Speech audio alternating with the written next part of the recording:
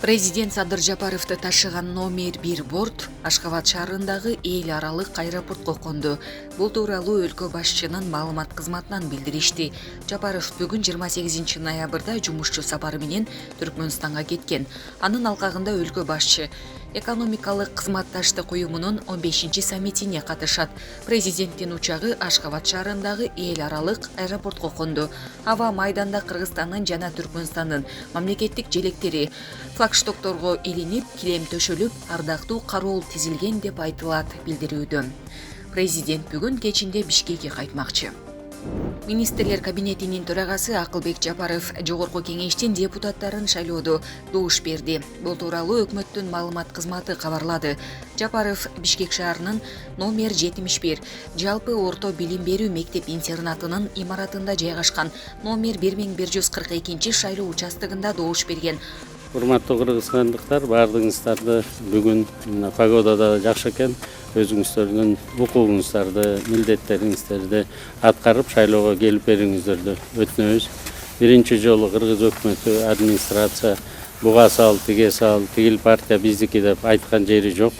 Сиздерди келип өзүңүздөр Кудайдын астында, уятыңыздардын астында өзүңүздөр каалаган тың сиздердин ой пикириңиздерди жакынкы 5 жылда чагылдыра турган, кызыкчылыгыңыздарды коргой турган, бизге жакшынакай мыйзам жасай турган депутаттарды тандап бериңиздер. Тандооңуздар кандай болбосо дагы биз ошого баш ийебиз, ошол кишилер менен иштешкенге даярбыз.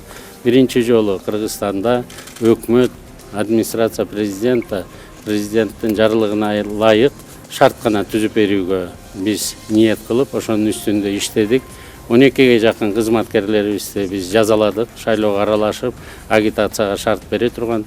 Анын ичинде 6га жакыны жумушунан таптакыр кетти, бирөө четтетилди, дагы бир 4-5-өөнө сөгүш жарыялады. Бүгүн сиздерден суранып кетерим. Өзгөчө бюджет мекемелеринде иштегендердин баары бизге келечекте парламентте биздин мыйзамыбызды, республикалык бюджет жөнүндө биздин айлыктарыбызды, пенсия пособиябызды бере турган акыл эстүү жакшынакай депутаттарды тандап берүүңүздөрдү өтүнөм.